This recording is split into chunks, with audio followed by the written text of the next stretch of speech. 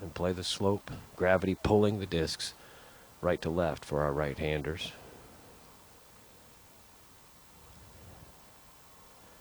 I want to say that the breeze that kicked up on 5 has not really stopped at all, so we may have this for the balance of the round. It's about 5 miles an hour at a peak.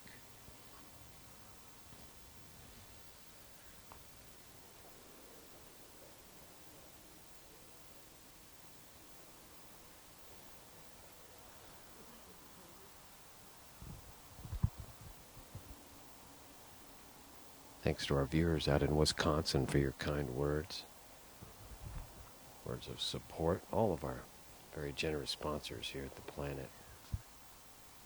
We're watching Ricky Wysocki, Paul Ulibarri, Paul McBeth defending men's champ, and Nathan Dawes here on the top men's open card.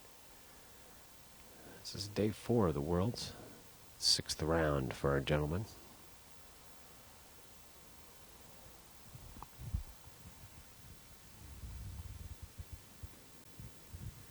You're joining us on hole 7.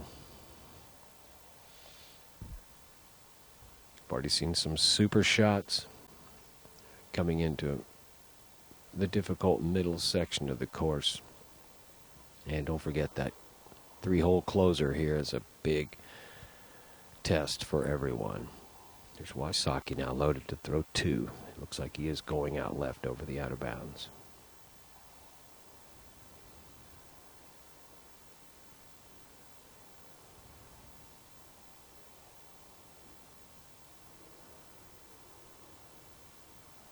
That was trying to fight back in left to right. It's a big fir tree down there that could have grabbed it. Some of the branches go all the way down to the ground, so you could be in a nightmare just with a few feet of difference. Here's McBeth staring down the ideal lane.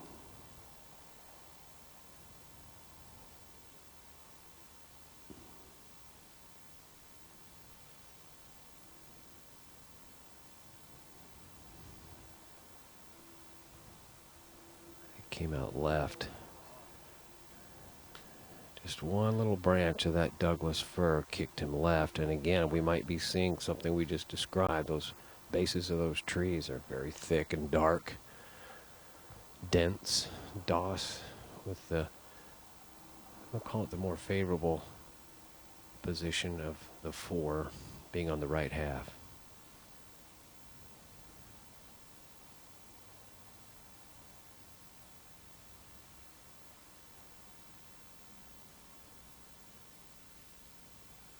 It came out low. He's really disappointed too. That had enough turn in it where that could flex down the hill with a little more height. Ulibarri, the longest drive, again on the right half.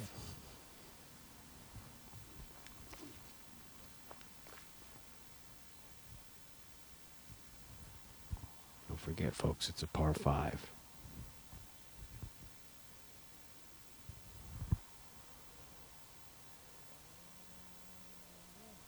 That got a lot of air under it, but it looks like that'll stay shy of the OB.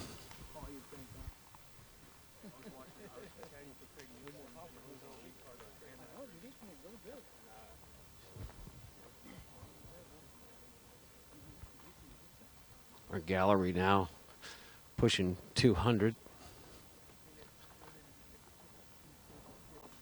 Mother Nature truly blessing us this week with some conditions just over the top.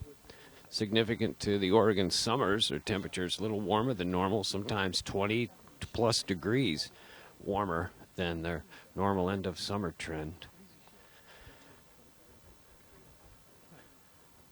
Just taking a glance at our scoreboard again. Wysocki out in front at minus 49. 1 throw back, Paul Ulibarri, and our defending world champ McBeth 3 throws out of the lead with Nathan Dawes in 4th, 6 back.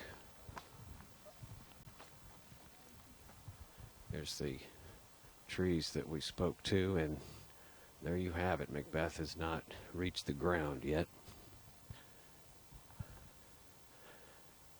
There's no 2-meter rule in effect, so players will mark first and sometimes just go ahead with the shot.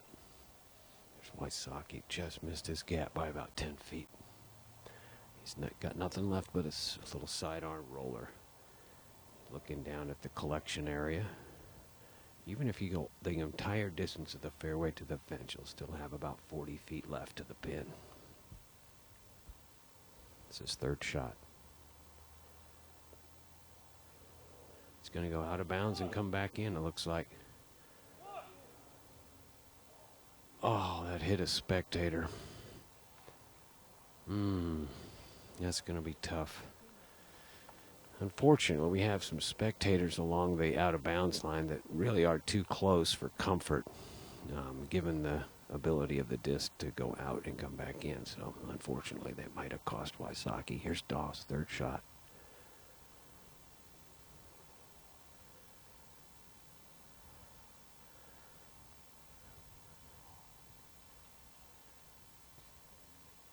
And that's a nice position for a gopher putt. On the left half of the end of the fairway, if you're putting back at the basket, it's really tough. There's a lot of trouble to the right. There's even a little patch of out of bounds. Here's McBeth from a knee. He's going to a sidearm.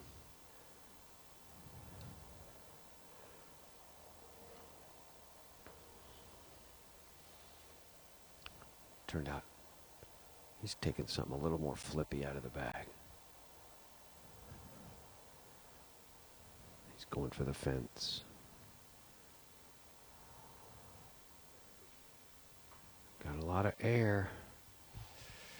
That's going to be a much more difficult fourth shot for McBeth.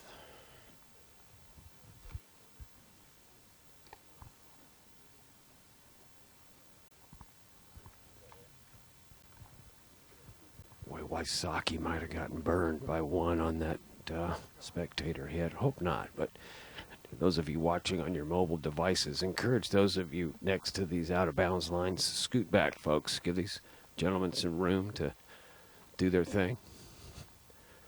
Disc, anticipate its movement, its direction.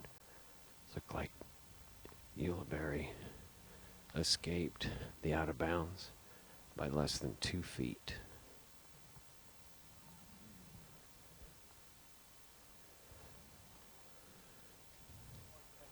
We're going to have to let our viewers know the tee on number 8 is right behind the pin of 7. So Ulibarri as well will concur to let the group on 8 take to the fairway.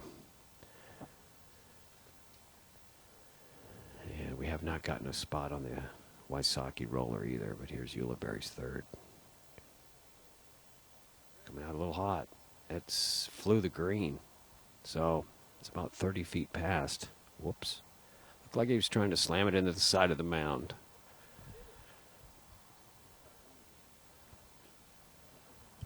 Let's call it a hump.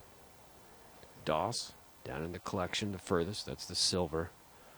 McBeth just behind him. So McBeth we did have at about 70 feet. Doss is at 50. 55 it looks like. Wysocki will take the one throw penalty and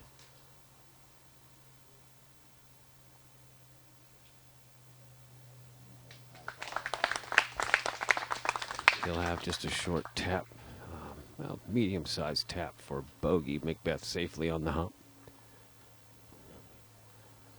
Dawson's really got to take any gopher out. There's no reason to go for the pin. He's going to land it on a comfortable spot on the hump and move on. Careful of that branch.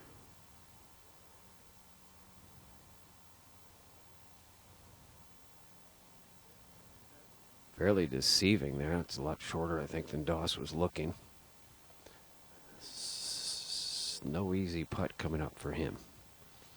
Got a little bit of a walk around the right side up onto Marine Road. Some beautiful houses here in the direct vicinity of the course. A lot of neighborhood players here. Plenty of folks enjoying access to a beautiful disc golf course in the neighborhood. Thanks again to Drew Mahalik, our Oregon Sports Authority CEO, out to share some encouraging words at our opening ceremonies. We're going to take a look at this Ulibarri live because he did, again, we mentioned, the yeah, the Ulibarri approach flew the hump, so gonna have some homework.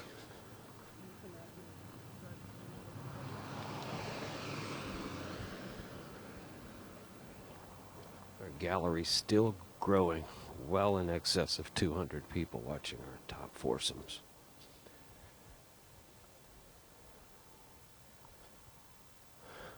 Okay, now we're gonna have Doss putt first. He's on the other side of the green. And he's in. Over the rail and in. Great save for Doss.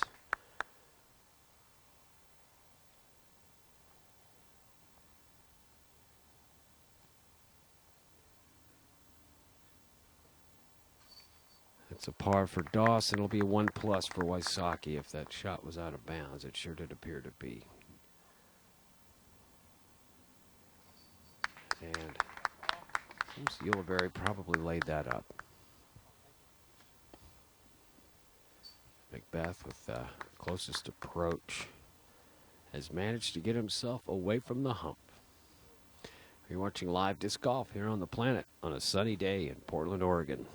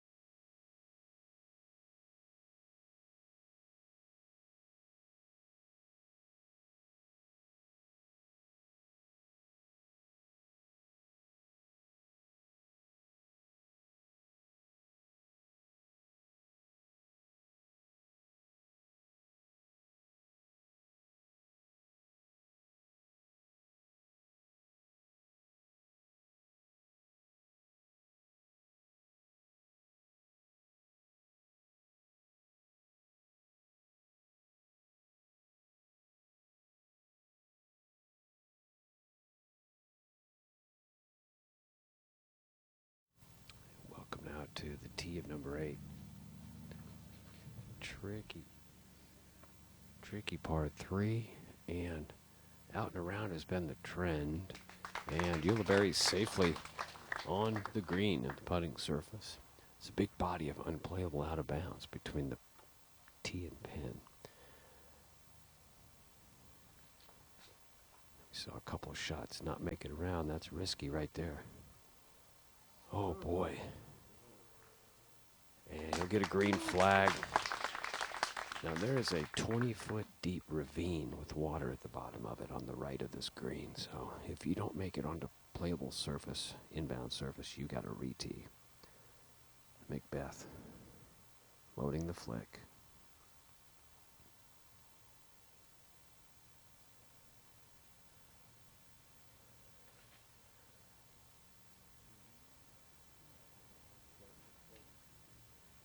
And playing that breeze beautifully.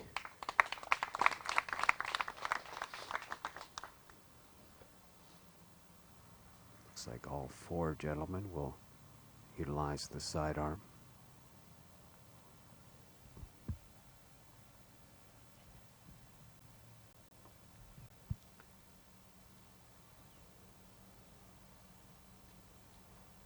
.265. Doss will have to take a moment to regroup after some movement in the gallery.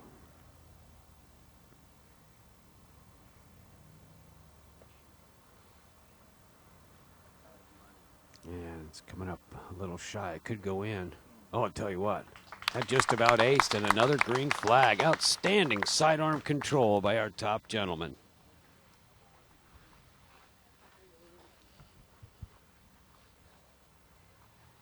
As we spoke to some of the variety here on Blue Lake course, it is a David Fehlberg design, but the Stumptown Disc Golf Club has made some changes, enhancements, stretched some things out, and done a lot of work, course work too here. I believe that the course has been steadily worked on for about a year now to get to its current condition and design.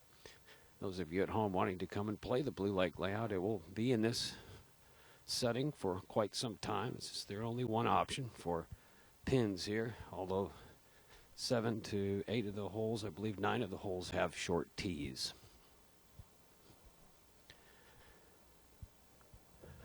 Speaking to the variety, when you can jump from a 945-foot hole to a 265-foot hole, I mean, that can really pose a mental challenge too. So a great test level here for the disc golfers. Doss just pounces right down in the ravine. See some great putts up there. Short distance for Doss. McBeth will be, looks like McBeth will go first or second. We're not sure. He's looking right back at our cameras. McBeth's going to go ahead and go. About 32, 34 feet. Downhill with out of bounds behind the basket.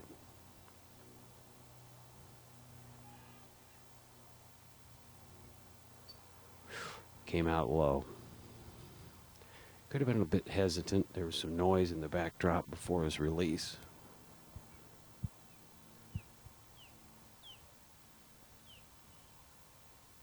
Ulibarri's walking in.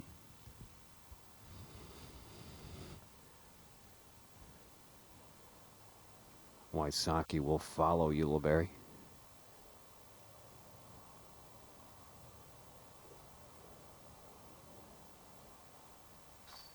Nice touch. Really consistent speed on the let go for Ulibarri's putt. We've seen that all week. Looks awfully comfortable. Wysocki from 14 feet. Oh boy, splashed out. That was on the right side. That's tentative. Doss will get one back here on our leader.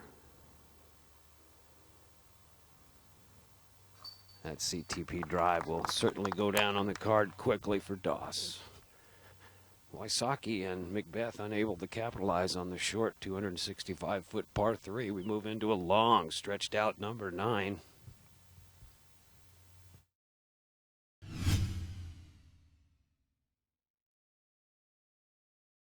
Disc golf. It's in the air.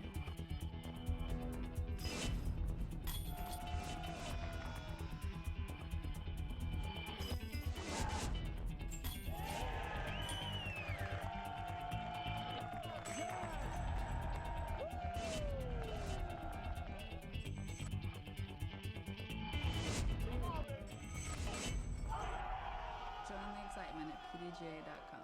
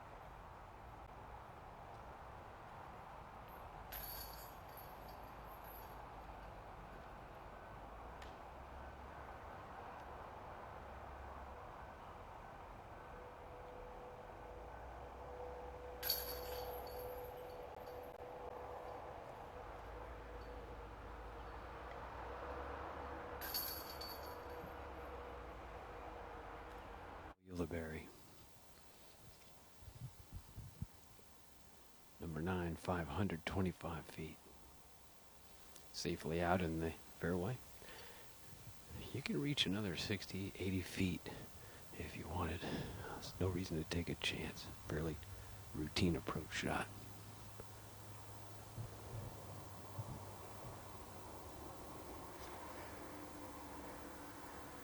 Doss asking it to finish left a little bit. This is somewhat similar to a links style of course where the players aren't able to see the pin actually or the green. They'll pick a physical target on the horizon.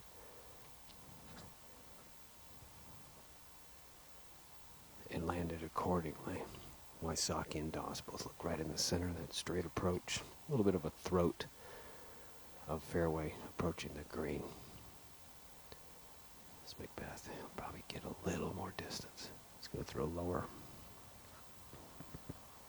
It's going left.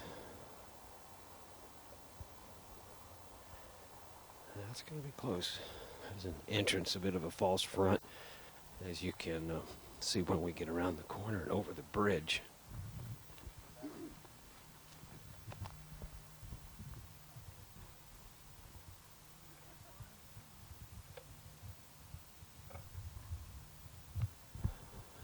Paul McBeth,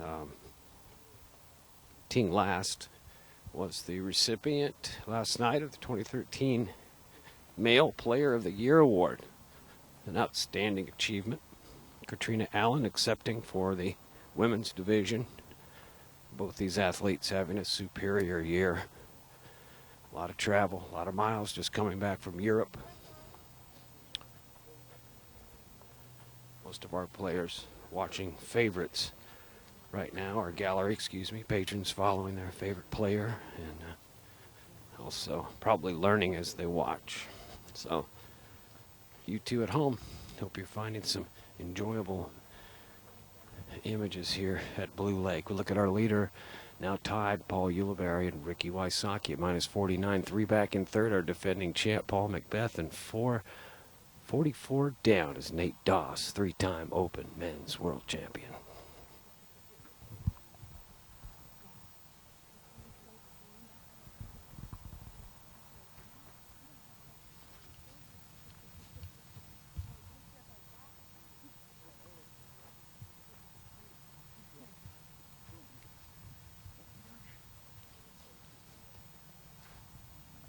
There's a quick to shoot Ulibarri going right at it.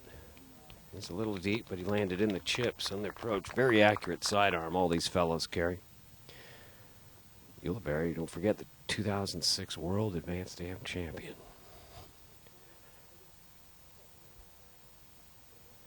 McBeth kind of going through the motions here in the backdrop. Nate Doss, as we said, looking right down the throat. Just 110 feet.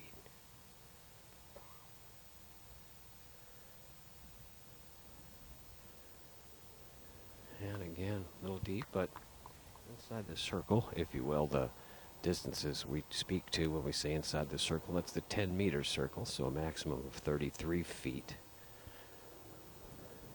Wysocki. Just a little floaty flick.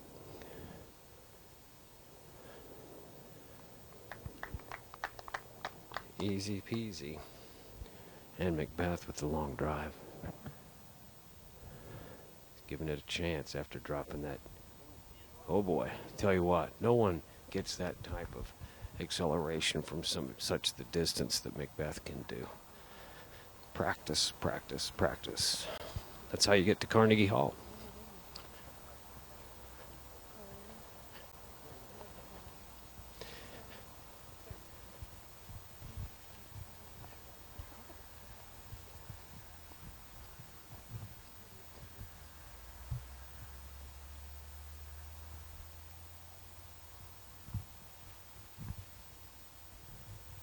Looks like Ulibarri will putt first.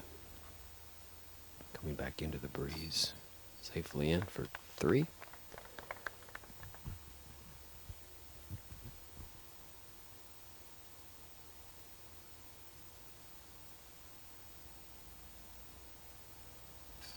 Doss as well for birdie 3.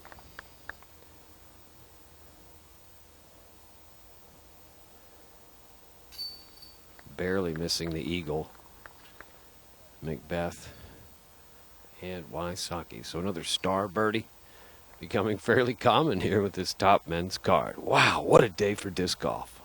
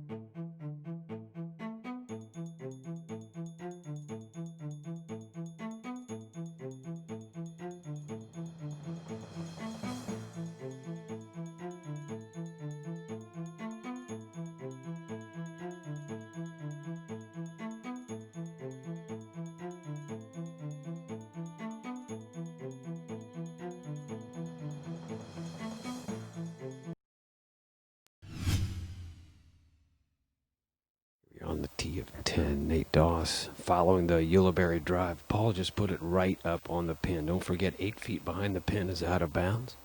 The short side is behind the pin. So Doss reaching into the sidearm again. That's tight. Yeah, I'm going to venture to guess that's OB.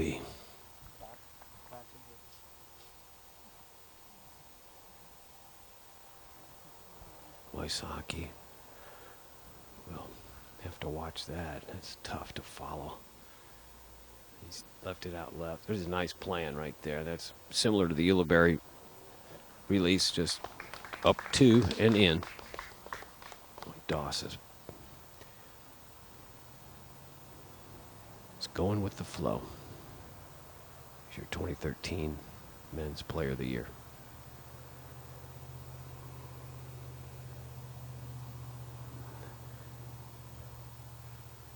That took a weird skip, like it bounced backwards, but it checked up nicely. You see a little tight for Doss's lie, but we'll see when we get up here. Another example of this long, short navigation of the course.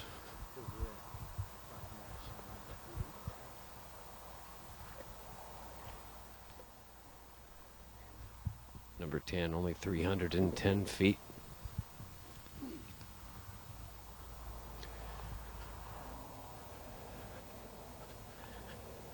Well, we're just halfway through our round 6, and our men's totals, as we see, minus 50 after 5 rounds completed, 5.5 rounds completed. That's just under 10, an average of 10 under per round. So stellar play being enjoyed here. Check out the Doss slide. Looks like he kicked back inbounds, and that's great news for the newly implanted Bend Oregonian.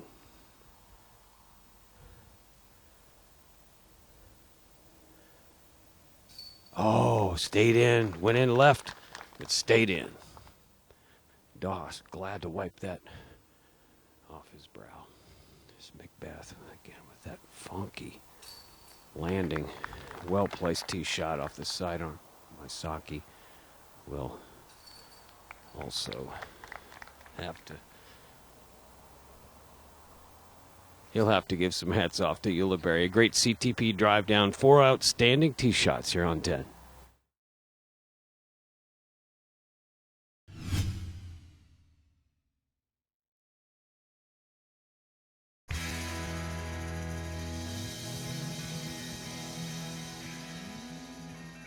I've been asked from time to time over the years, what is the big bead about on various discs that we have? The first disc that we had the bead on was the Classic Rock, which was made in approximately 1986.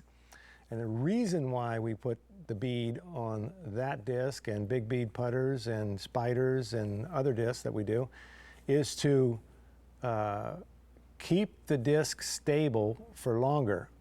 A lot of people think it's to make the disc more stable, and it's not. And it never has been. It's to keep the disc stable for a longer period of time. Plus, a lot of people like the fact that it's a little bit rounder on the bottom edge than the no bead, and it feels more comfortable to them.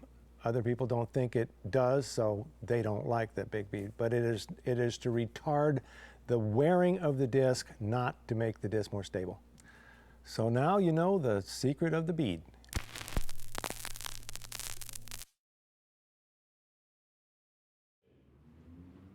Mr. Alan James, how's it going? Good, Paul. Thanks for having me. Of course. So, you have an idea, a movie, a film? Yes. I think we should make a film about your alter ego, the McBeast. Interesting. Let's hear it. So when the McBeast rolls into town, what does everyone want to do? They want to take him down, dethrone him. Aha. So enter the Heckler. The what? The Heckler, played by Jay Redding. Whoa, you got Jay Redding for this film? Well, either Jay Redding or someone else we know from Florida. Hey, McBeast. The champ wants your putters. Still using them. So the Heckler's main goal is to make you lose your focus. Any mistake, he'll point it out. Any putt, he'll call a footfall. So he's a stickler, a loudmouth. He wants me to play timid and overanalyze. Not just that, he wants you to fail. Look at all that water back there, McBeast. Your putter's looking awfully thirsty. But he forgot about the McBeast, laser focus, and the ice water that runs through his veins. And when it's all on the line, he strikes.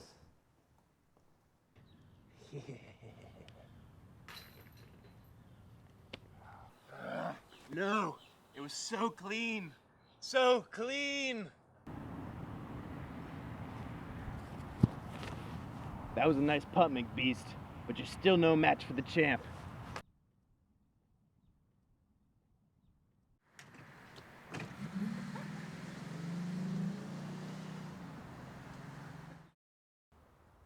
So who's this champ? What's his deal? Well, the champ is obsessed with winning. He likes to find the best up-and-comers and defeat them. That's what makes him the champ. But what about the putters? Well, the putters, tokens of victory. Trophies, if you will. So how does the McBeast get to the champ? Well, the champ has someone who does most of his talking for him. Someone well-trained in the art of communication, played by Avery Jenkins. Wow, you got Avery Jenkins for this film? Well, either Avery Jenkins or some other 10-20 graded player that we know.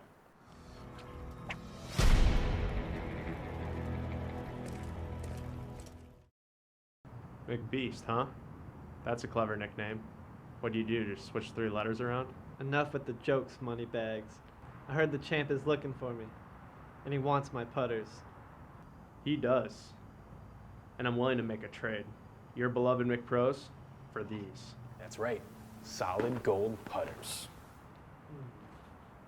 No deal. Now take me to the champ. Grab your putters. Let's go. So like I said before, the champ, he likes to collect discs from the best players.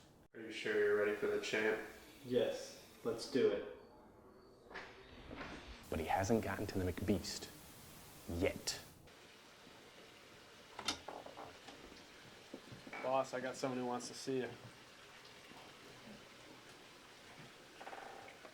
Ken Climo plays the champ. Ken Climo or somebody like Ken Climo. No, Ken Climo.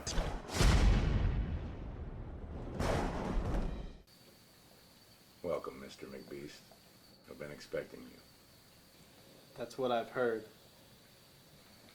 I've beaten all the best players and taken their best discs, but for some reason, I'm missing yours. I've bought the best ringer money can buy to challenge you, to see what you're made of. To the McBeast, all the distractions of the real world fade away. When he's in beast mode, there's no stopping him. #1 ranked player in the world. About to be my caddy.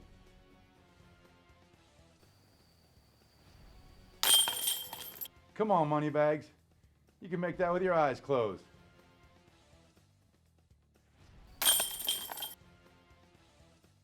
To the McBeast, no foe is too tough.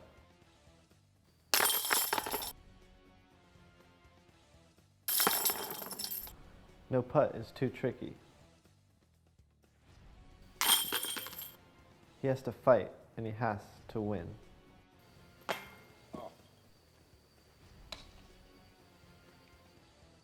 What? Come on, Moneybags. How do you let him beat you? You're the best money can buy. Damn you, McBeast! This isn't over. We'll see you in Portland. So that's it? It just ends like that? Well, the McBeast doesn't end. Seasons come and go. Champions come and go. But legends are forever. Open card, the top focus of today's broadcast. I'm joined by Tom Elder, one of our scoring technicians here at the Worlds. Tom, welcome to the show. Thank you. I wanted to call some attention to Tom's participation. He's literally a walk-on volunteer. Why?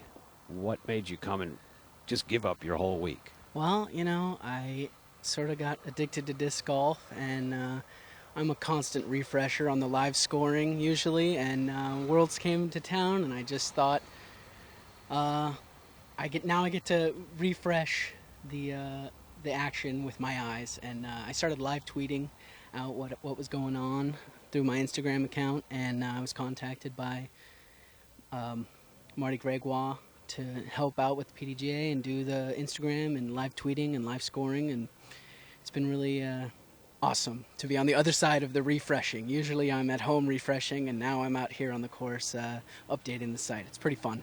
Well, you're providing a tremendous gift for our viewers at home to explain how that they can get directly to the live scoring again. That's pdgalive.com.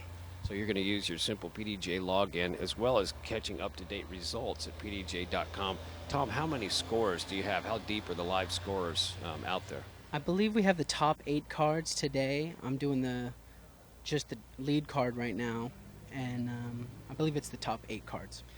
Real quick, your local disc golfer, also your home course is? I play mainly out at Horning's Hideout and McCormick. You're doing a lot of work at the McCormick course, though. Is that where you're doing a lot of that humping and grunting out there? Yeah, we do. So I've been helping put in tee signs, tee boxes, and clearing out fairways, brushes, and just getting the course ready for Worlds. It's been a lot of fun. Jared Fisher's been the main guy organizing all that. Special thanks to Jared Fisher. I want to thank you, Tom. It's a pleasure to see you out here on the fairways, too. Got a great attitude, and it's another example of the fine individuals you meet on the disc golf course. Thank you, Tom. We'll see more of you later in the show. All right. Thanks, Crazy. Taking a glance at our leaderboard again, thank you, Tom. At -51, Wysocki and Ulibarri tied making some great putts here. Just 3 back, our defending champ, McBeth, at -48, and Nate Doss, the 3-time Open champ, in tow at -46. And what a show we have as we approach number 11, a tricky hole. Again, that gated entrance to the green and much deeper pin position as we've seen earlier in the week. As we spoke earlier, we had a chance to get with Jonathan Poole from the USDGC. John, I wanted to pick up with you again on the exemption you were announcing for us earlier. Just go ahead and just, where we had it last was you're explaining that there is an exemption available into the performance flight for this year's USDGC. That's correct, and that the winner will be chosen based on members of the planet.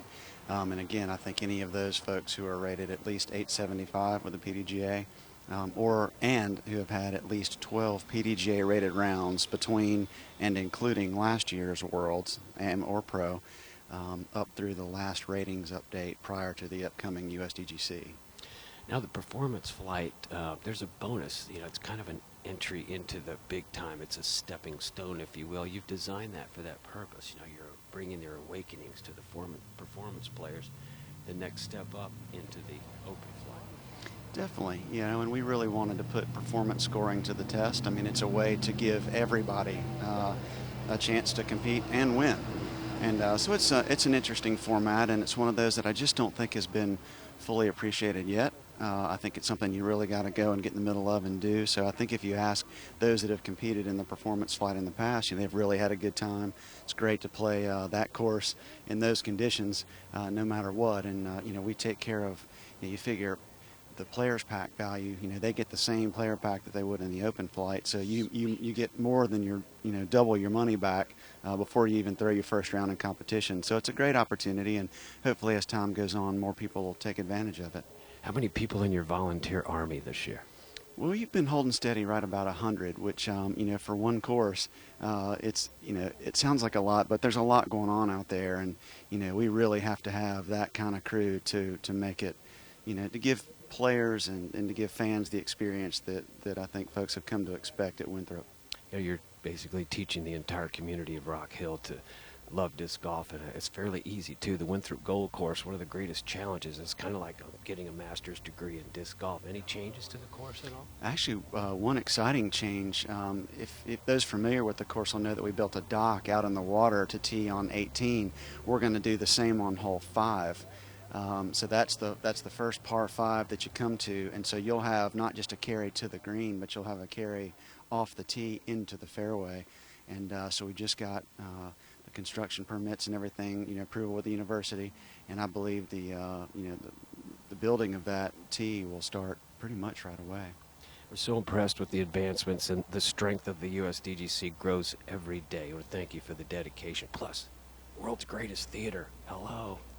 Shout out back to Rock Hill. We'll be right with our top men as we see the Ulibarri release out safely into the center of number 11 fairway. Jonathan, thanks a lot. Thank you. See you real soon. Will do. Come on.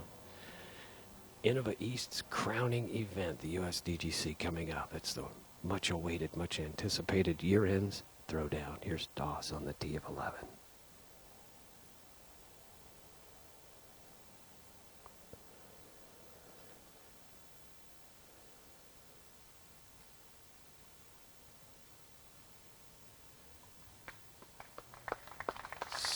Never over till it's over. He's waiting for that green flag. There's a little bit of OB that's flirting with that entrance to this very deep pin. So it's a forced carry for the second shot.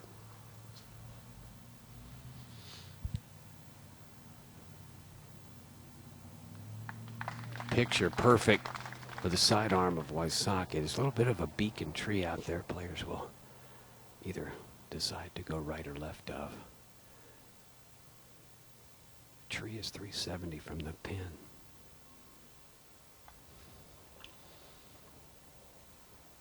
McBeth using all of that right half. Just absolutely perfect placement. Course management. Of course, the objective here on these dissected holes, the fairways are shared between 1 and 2 and 3 huge bodies of ground, such as what we saw at Trojan Park with our masters, with our open players on Wednesday. What a challenge that was. And our skies now opening up to fairly predominantly sunny conditions. The heat just picked up 5-8 degrees, just like that. The breeze intermittent. We're walking the open part of the fairway of number 11. We see the tree just ahead of the players that has wreaked havoc for some, but our open players safely around.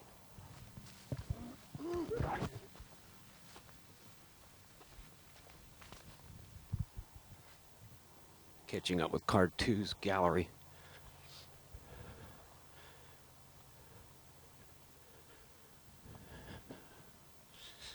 So let's get some distances for our second shots.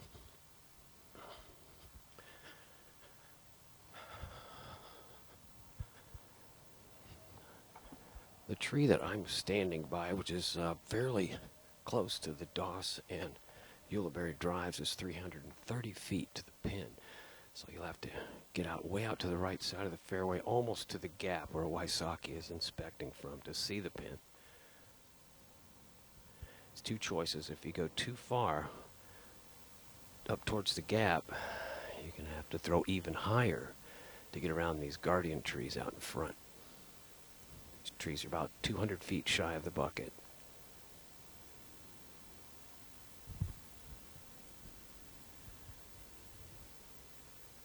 Murray Prickett, the Brit, building this bridge here on the 11 over the summer. Great accommodations here too. You're walking into some fairly busy territory. If you're off track, off fairway here, you could have hell to pay. The red stakes numbering, I have the accurate count now, about 2,200 red stakes to designate the out of bounds. Somewhat of a trademark here at Blue Lake.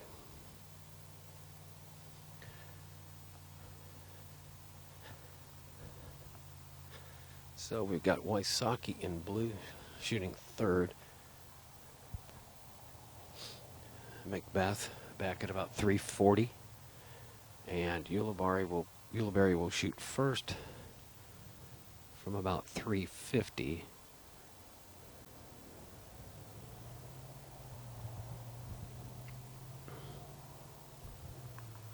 Patrons moving on off the green of 11.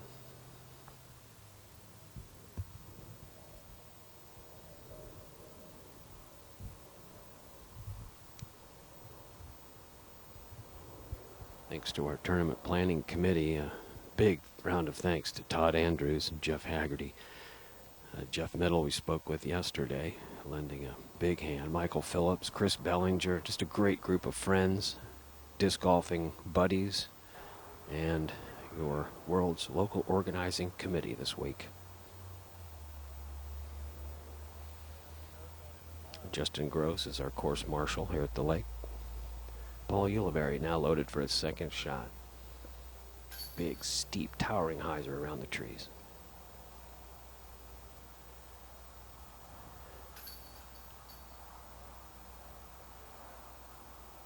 Safely around, but a lot of distance got sacrificed. Just didn't penetrate like you'd like to. McBeth will have about the same height goal, but much more penetration if he's looking to three this. It's par 4, 525.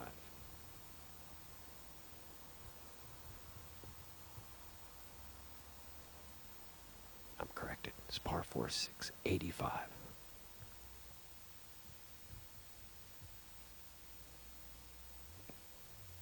stepped on his heel. That was weird. Kind of stepped on his right shoe.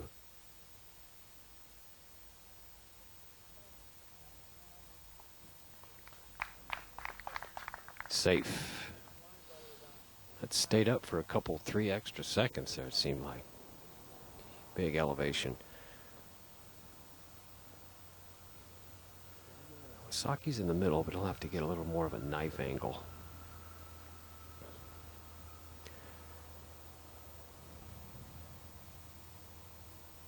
Basket completely out of sight from our players. That's going left. Far left.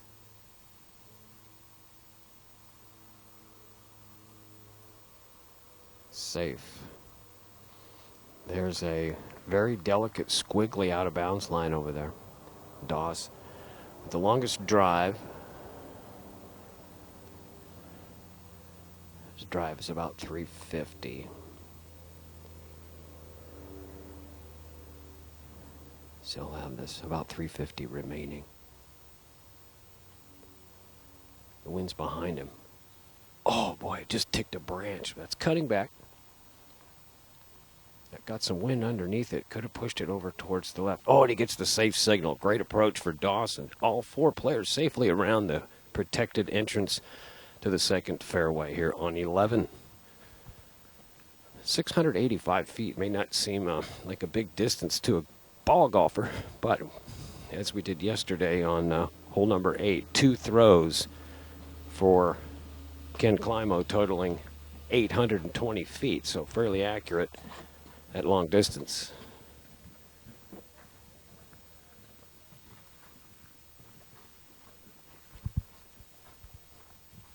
Did a little math on the Doss, Wysocki, McBeth, Ulibarri career earnings. Here's a number for you.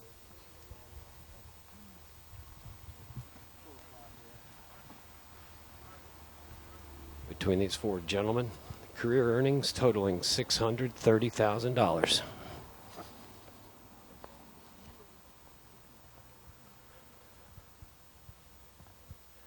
There's Wysocki coming up well short and just missing the out of bounds. He'll just push it up next to the pin. Disappointed. You see how narrow this tapering fairway comes down to just a 30-foot width, and then on the right, a big gulch. Drops down 15 feet minimum. Ulibarri from about 10 feet inside, 15 feet roughly inside the Wysocki line.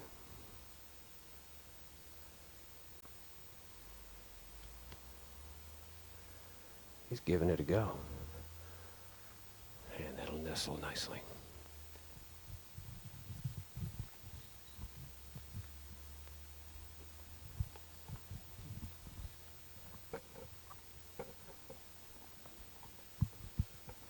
Now Doss will step in on this. There's about a gang of about 5 or 6 thin assorted trees in between him and the bucket. I don't think he'll be going for it.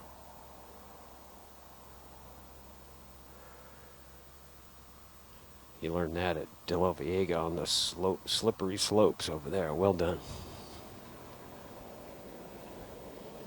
The only chance left for birdie will be McBeth.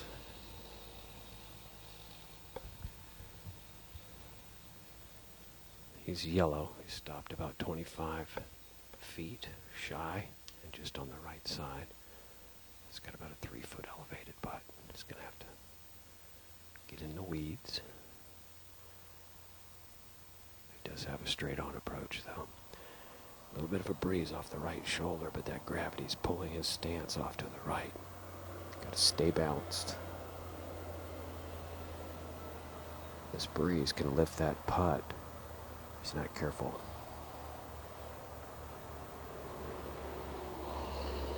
Traffic of Marine Drive in the backdrop.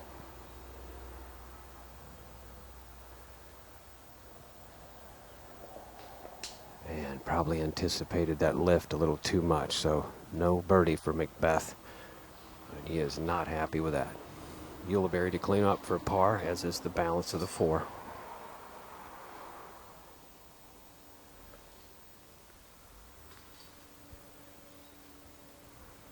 Okay, McBeth is steaming.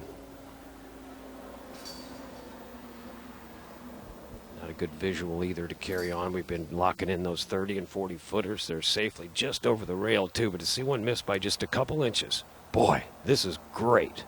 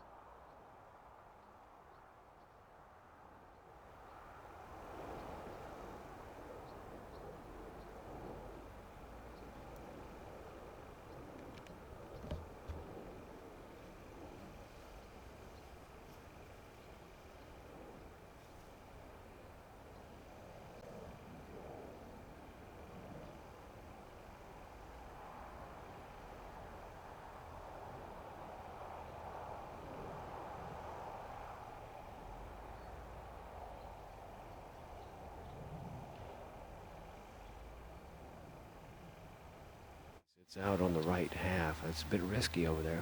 There's OB, Doss. Wants to lace this guarded tee. It's about an 8-foot gap, maybe 7-foot gap for the escape. Well protected pin here.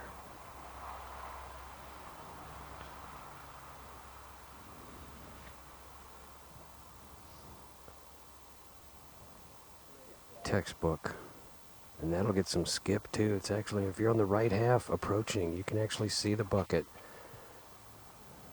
Maybe have a chance to lace something in from Longtown. McBeth disappointed after that missed birdie on 11. He can put a little more heat onto this if he wants. Definitely doable.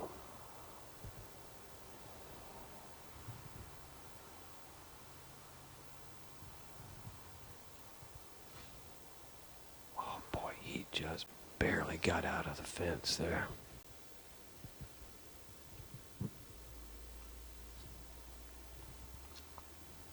Number 12 is 410 feet. Wysocki is going to take this sidearm. He'll have to flip it. And that'll somehow skate back to the right.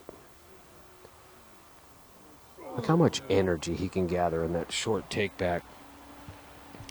It's impressive. Kind of a new breed of the flick that Wysocki has brought. Paul Ulibarri spending a lot of time perfecting his as well, and he uses it very adequately, effectively. Just not as aggressive as Wysocki, but hey, use your strengths. Improve on your weaknesses. You're watching live coverage. That's right, live coverage of the PDGA 2014 World Disc Golf Championships here on Disc Golf Planet. I'm your host, Crazy John Brooks, alongside our hardworking crew, Marty Prickett, Murray the Brit, if you will, Terry Roddy, Dusty Roddy, Rebecca Duffy, John Dusler. Doing the best we can to help you enjoy the excitement of the World Championships. Thanks to our sponsors, UB Disc Golf, the PDGA, Dynamic Discs, and Innova, East and West. Thank you for your support.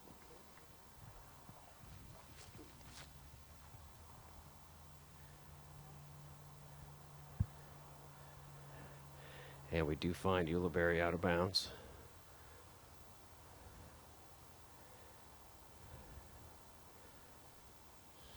Interesting enough, though, he can see the bucket, and that's makeable. McBeth will shoot first. He's just in front of our cameras. Doss out front to make it easy for the discovery and order. McBeth will probably throw a dart up a high right and just dive down and hope. And safe there for 3. Still seems a bit disheveled from that putt on 11. Here's Ulibarri, her long par attempt, about 45 feet.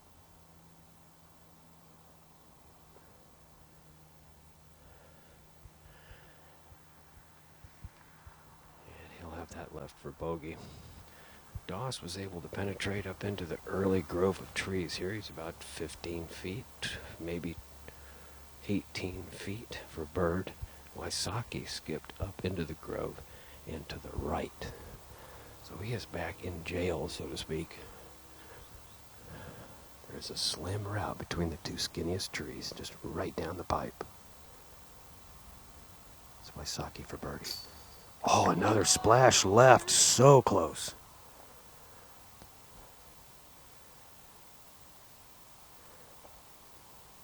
Doss with a tremendous drive.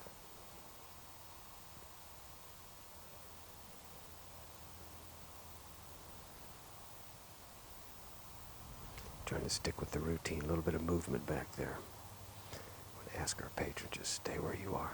Take a deep breath and freeze. Concentration at a premium. It's not to get caught up in concentrating too much.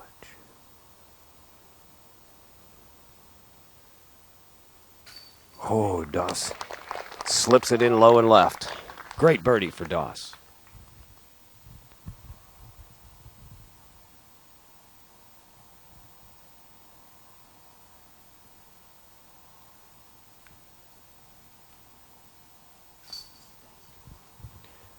there's the OB4 for Ulibarri.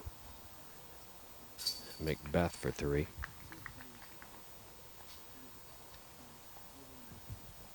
And Wysocki. Interesting green here. Another flavor of the Blue Lake course.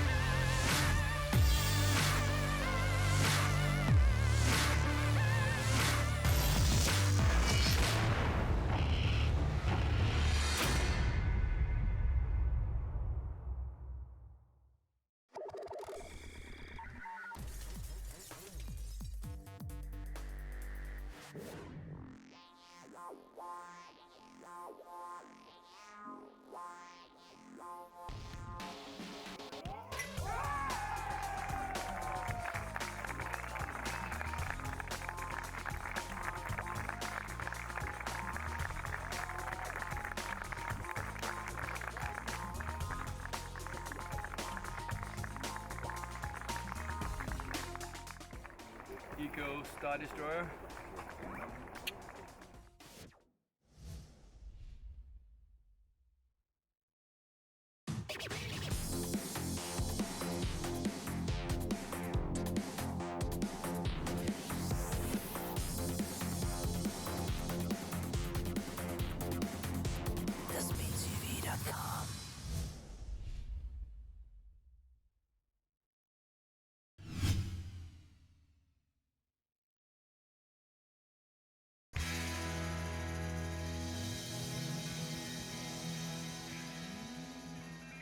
I've been asked from time to time over the years, what is the big bead about on various discs that we have? The first disc that we had the bead on was the Classic Rock, which was made in approximately 1986. And the reason why we put the bead on that disc and big bead putters and spiders and other discs that we do is to keep the disc stable for longer. A lot of people think it's to make the disc more stable, and it's not. And it never has been. It's to keep the disc stable for a longer period of time. Plus, a lot of people like the fact that it's a little bit rounder on the bottom edge than the no bead, and it feels more comfortable to them. Other people don't think it does, so they don't like that big bead. But it is to retard the wearing of the disc, not to make the disc more stable. So now you know the secret of the bead.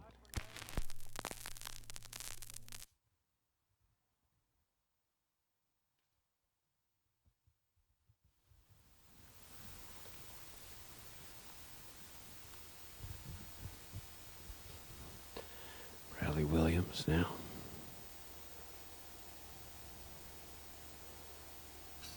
Started going left. Great shot. Rico was about 50 out, and he unfortunately did not put it in. So he will shoot, and then Lazat's approach will kill that birdie. Par for Rico, and Lazat from Bremen, Germany, here putting on a great show as he's done all year.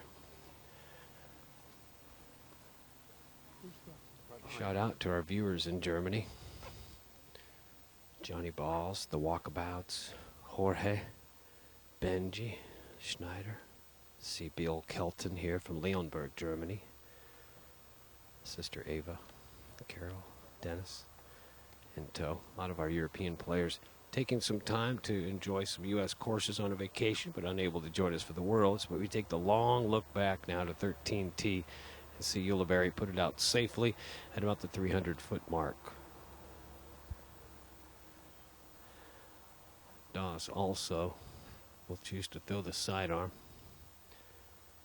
This out of bounds has wreaked havoc on some of our top players. The wind is directly into the player's face at about 8 to 10 miles an hour.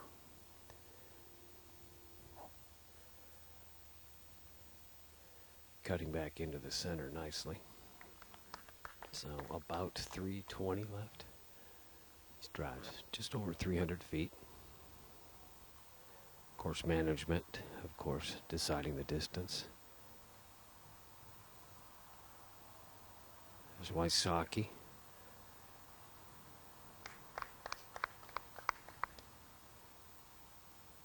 And McBeth as well. So, interesting scenario.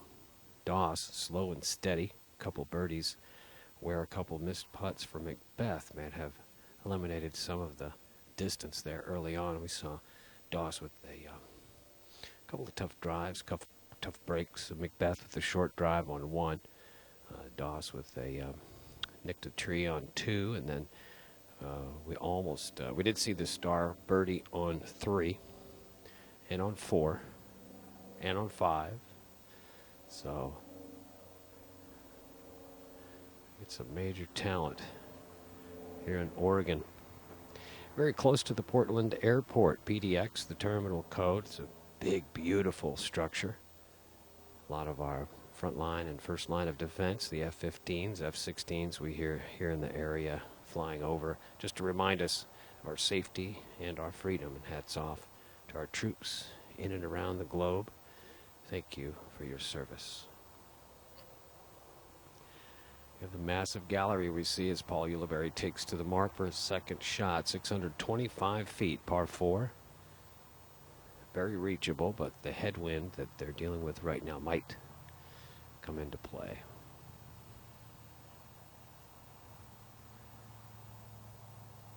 Way past to the left of the pin. Downhill 35, 33 for Ulibarri.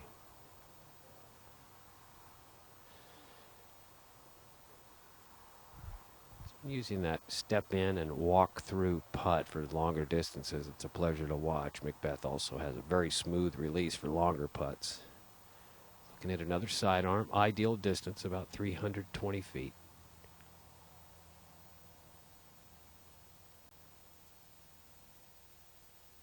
The breeze off the player's left shoulder should be ideal for this right-handed flick.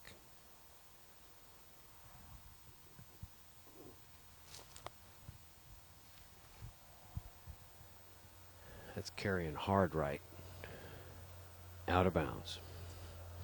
Sure he's surprised at that, so he's still got a tricky 18-footer for par. Doss, watch that.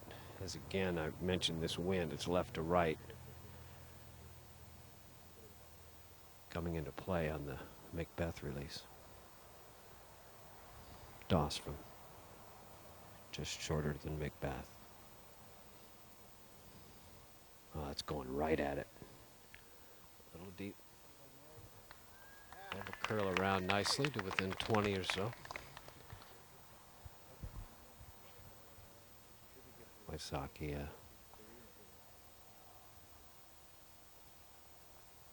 carding the bogey on 11. Ulibarri with the bogey on 12. It's deep.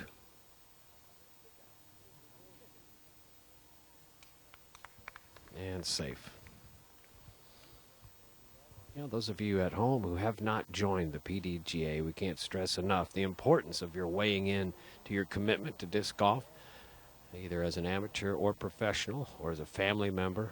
It's a wide open opportunity for you to, first of all, you get your personal PDGA number, which you'll have for the rest of time.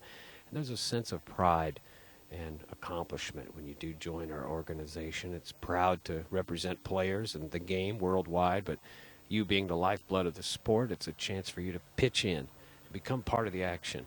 Next, you'll be reading the rule book, taking the officials exam, and who knows, here in front of our cameras in the top group of the World Championships. But take a moment, decide how big your commitment is to disc golf, and join the PDGA today.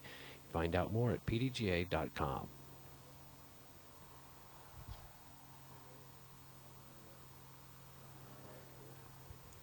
Yeah, we'll see the distances now. Wysocki well behind, probably just inside. It's going to be right at the circle, about 32, 33 feet. It's It's an interesting result for Ulibarri. He's sitting on top of the wall, but over some of the grass, I believe that's going to be ruled inbounds.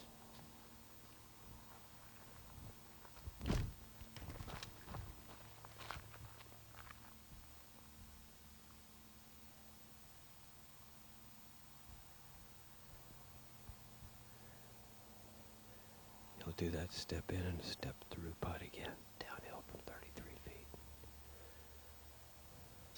Oh, it's just pretty to watch. It's got almost a guiding device on it.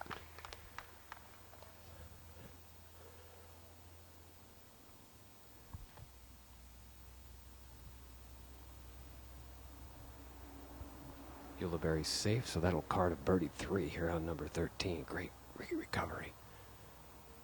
So Wysocki is going to have to follow to maintain his momentum. Came out low from the start. It may appear to our viewers to be downhill, but it's, in Ricky's case, was a level surface putt. McBeth will be putting back towards our cameras from about 20 feet. He's going to find that he's out of bounds. He might want to witness.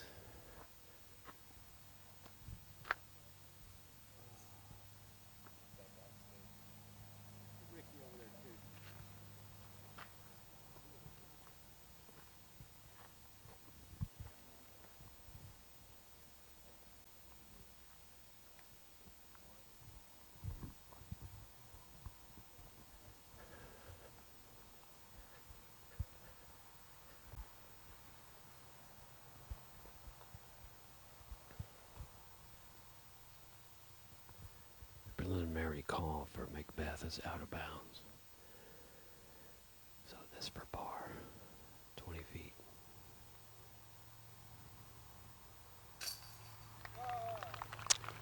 Yeah, we've seen that before.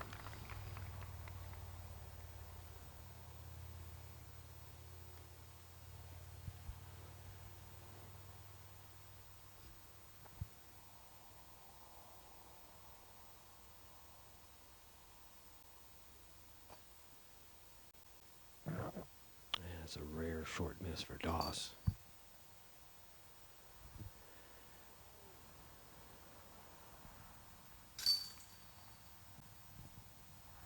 A bit of a misstep, but nonetheless anticipated. There's plenty of golf left. That'll be a par for Doss, par for Wysocki, it'll be a par for McBeth, and we'll walk in a long walk to the 14th tee.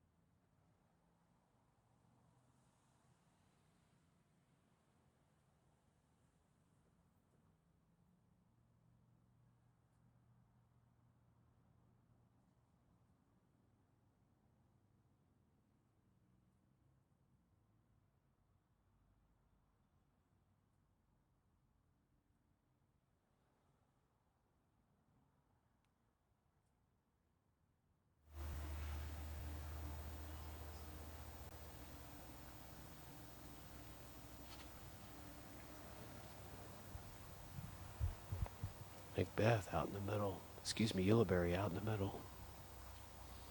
It's a tailwind here today. We've seen mostly headwind predominantly here. See the protected exit of the tee. There's 2 fake lakes out there. Doss is going to have to wipe that missed putt from 13 before moving on. That's just all there is to it. World champions play like no other. There is no retire. There is no let up.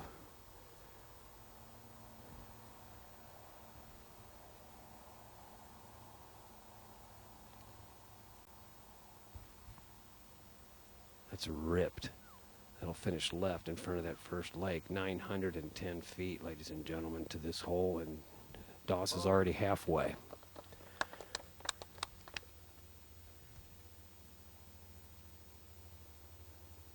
It's the second of 3 par 5s here at Blue Lake, McBeth.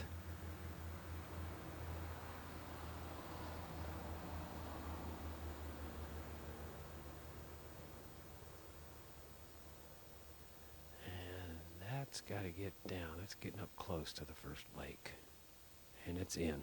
So that's out of bounds. That's a crush about 470 to get to that first bit of water, if you will, the fake lake. Let's check that. I'll try to make that the last time I say, if you will. There's Wysocki. Anything that finishes left here is fine after 450.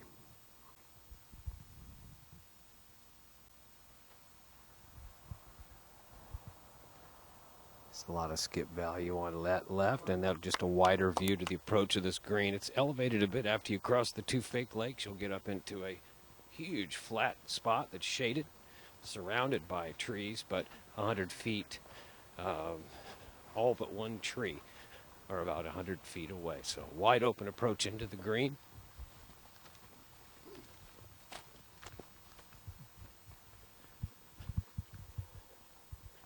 Just a word out to some of our viewers. I'm sure many of you are already aware of how to manage the inner part of the brain that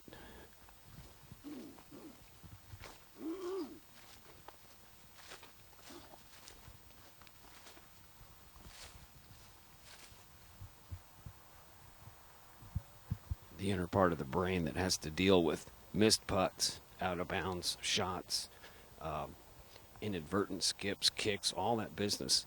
That's history. When that happens, it becomes immediately history. It's done. That was then. Move forward. I think you'll see that displayed by Doss's next shot.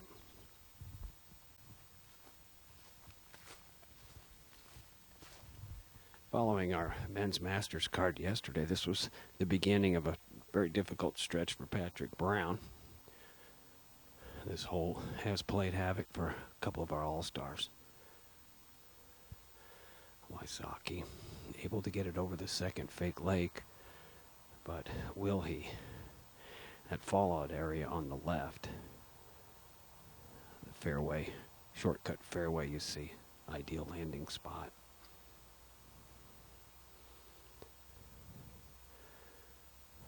This is just crushed.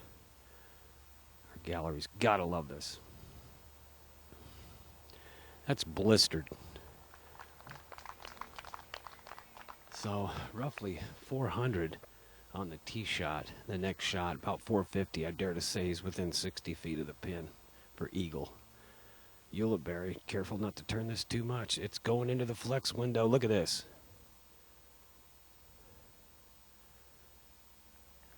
And just over the second lake. Super approach by Ulibarri. It's almost like a second tee shot. Doss, great choice of distance here to check out before the first lake. Excuse me. I just ate my first Oregon bug, so should have brought some ketchup and salt with me.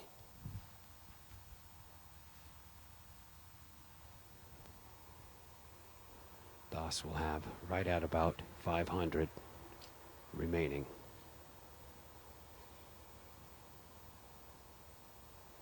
It's about 390 to clear the lakes. Oh, it's beautiful.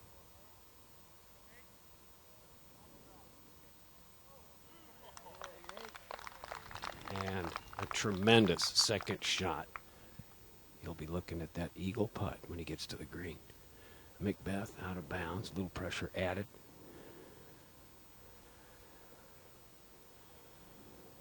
McBeth looking to concur on his point of entry. He's already put the mini down. Doss agrees.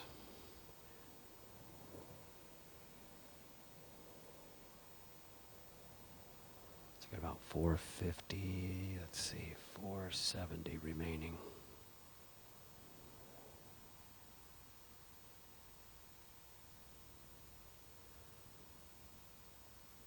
Absolutely poetic.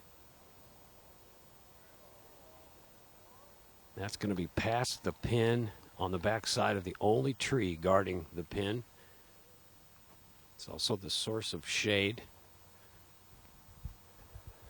Tee of 15 directly next and past the green. See a lot of big shots. Watch Barry Schultz yesterday drive 520 to open up onto the par 4 15th.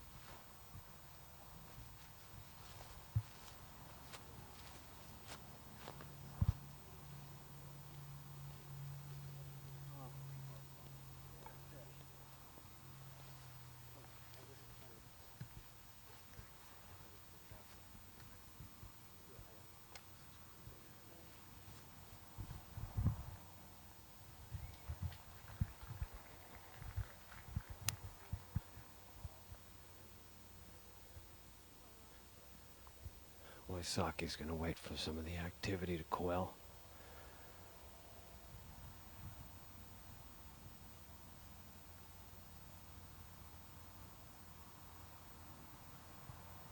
It's a huge gallery here, also enjoying the tee shots on 15. Steve Rico just ripping it up to the sidewalk. It's about 450 right there. Great display of talent here on the Blue Lake course. What a great challenge, too. Yeah, we see the 15's group of patrons and caddies, players, followers making their way out. We're behind the Ricky Wysocki line now. 40 feet for eagle.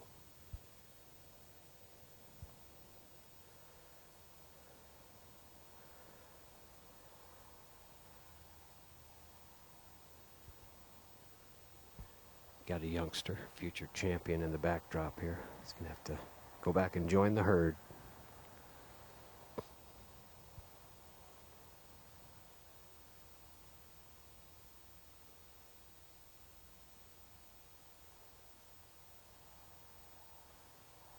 Stayed out right the whole time. Yeah, he got his foot out a little early. Very capable. Style that putting. We've seen some long ones drop in on the Wysocki end. Ulibarri will have the same distance for eagle. He's been playing a strong suit as these walking putts. Yeah, beautiful flex. Perfect spin control. Ideal elevation. Speed is controlled a great deal by that step. You don't have to throw it as hard. You can add more finesse. Superior choice there by Ulibarri. And we see Doss in the foreground at about 25 feet. McBeth will go deep. It appears he was actually out but unable to throw because of the gallery and players on 15. So his space is clear now. McBeth will also be going for eagle from 45 feet.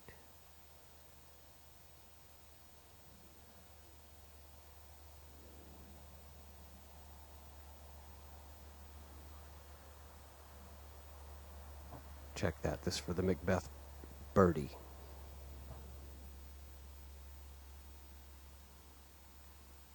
Oh boy, another low putt. Oh boy.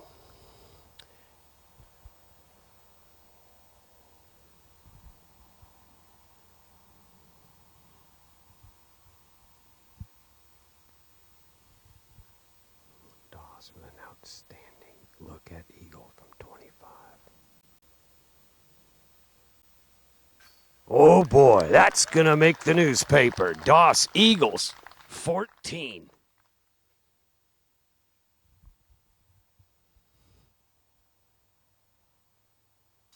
And Wysocki in for birdie. Disappointed he didn't grab that extra eagle. And McBeth will avoid the bogey stroke. Don't forget his tee shot went out of bounds. Wow, the drama rises as we approach 15.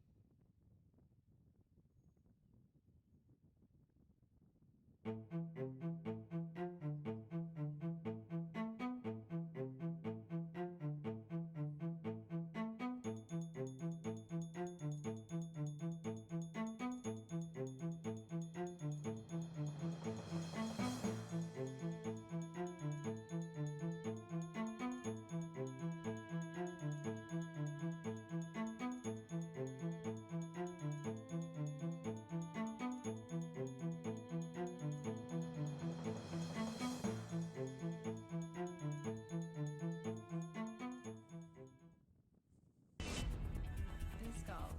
It's in the air.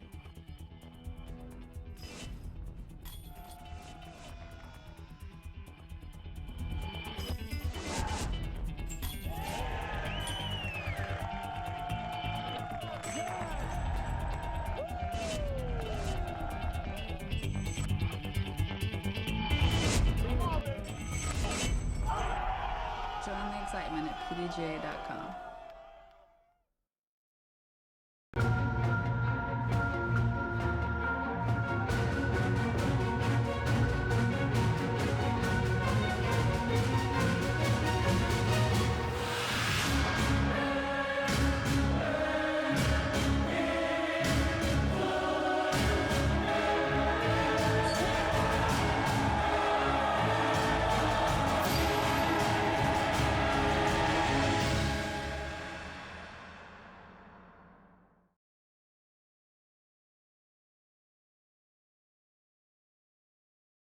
Left to the center of the fairway.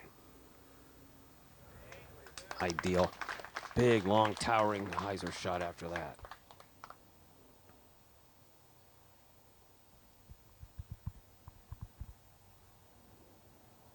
Breeze now picking up as if it represents into the face of the players.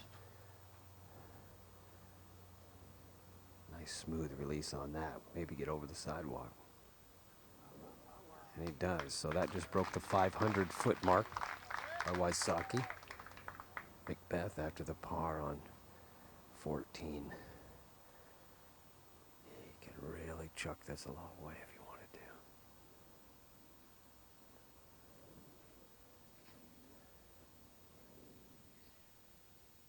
Starting to fade left. And also breaking that 500-foot barrier. McBeth off and away on 15.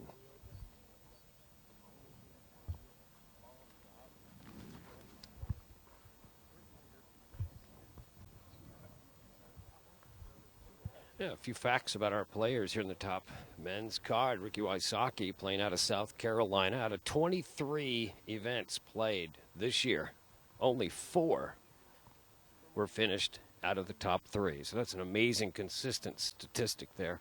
$30,000 plus this year so far in 2014 in earnings. Don't forget his huge win in Japan Open at Natsushi-Obata and at Fort Steilacoon, our last big gathering before the Worlds here in Oregon.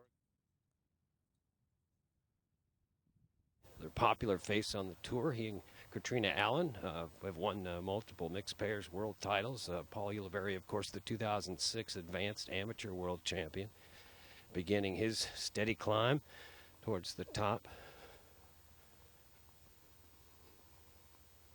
Paul McBeth, of course, very well known for his back-to-back World Disc Golf titles. Also won at the Memorial this year in Fountain Hills, the Masters Cup in Santa Cruz, and coming out on top of the European Masters earlier this season. Nathan Doss, originally out of Capitola, California, now calls home in Bend, Oregon.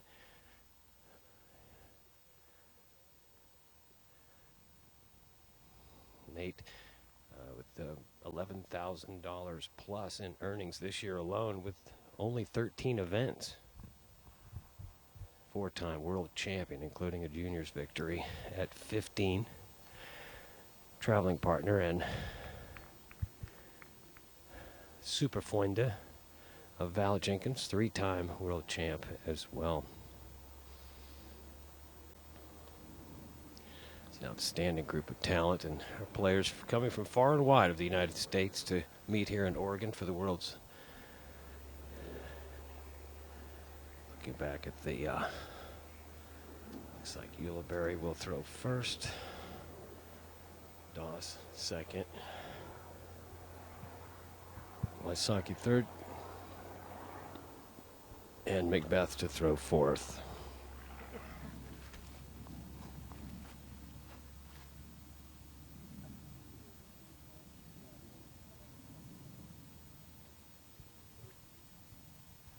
And we are right behind the lie of Ulibarri.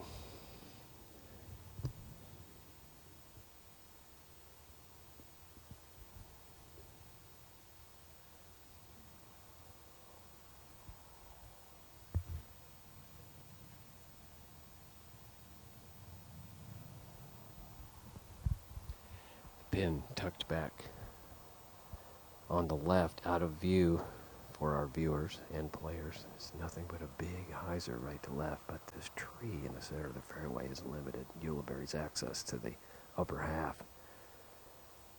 And he'll probably have to bend something into the middle.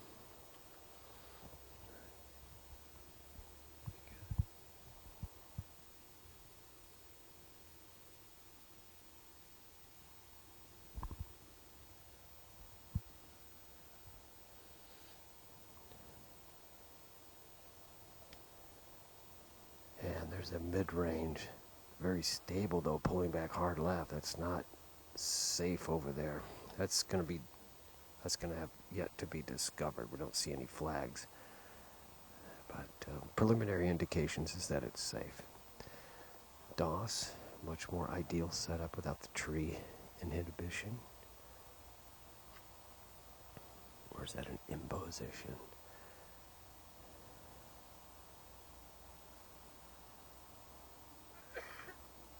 Sticking with the mid-range.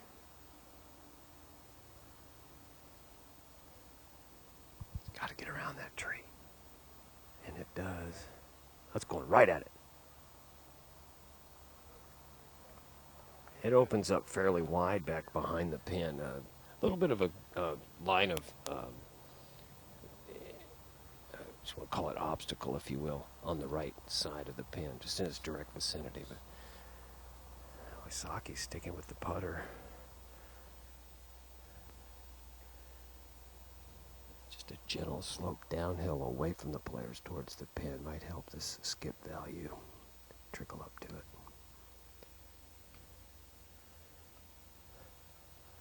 So much velocity. And he's going to like that.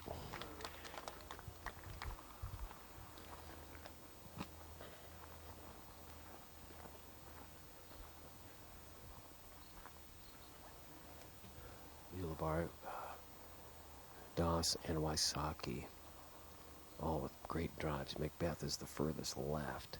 He actually can see the top of the flag from where he is. Somehow you just barely see it raggling through the trees. But virtually identical route as Wysocki. That's going left early though. That settles in nicely. That could go in. That just about went in.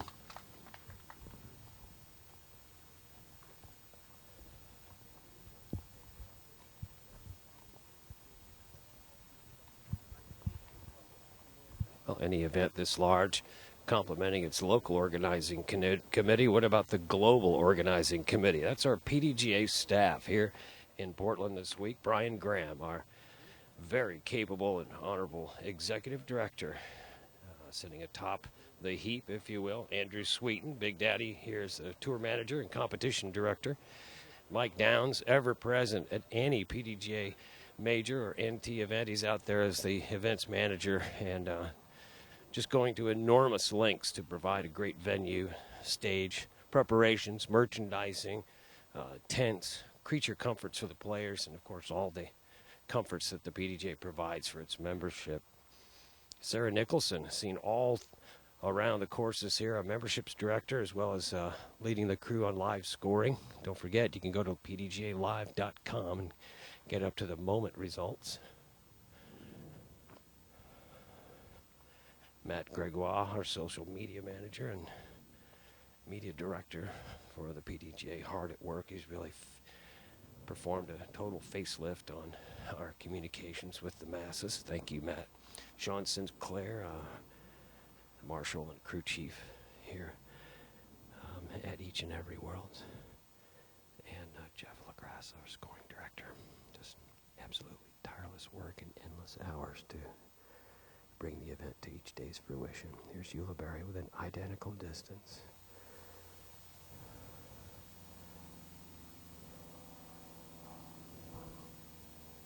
That's number 14.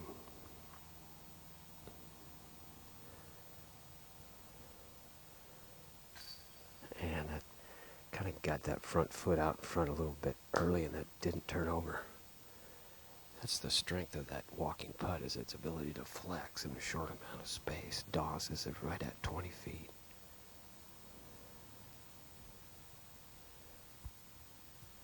That's for birdie 3.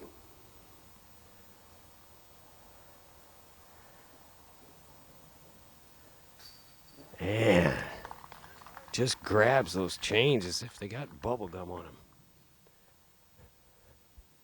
Doss will enjoy that walk to the card. And here's McBeth, just about half the distance of his putt on 15.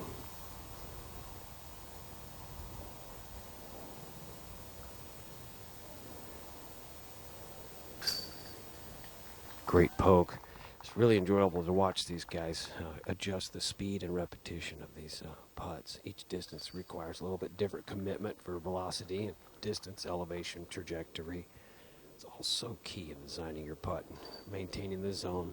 You're watching live coverage, folks. It's exciting. We approach the very difficult number 16. Oh, we saw hell to pay yesterday.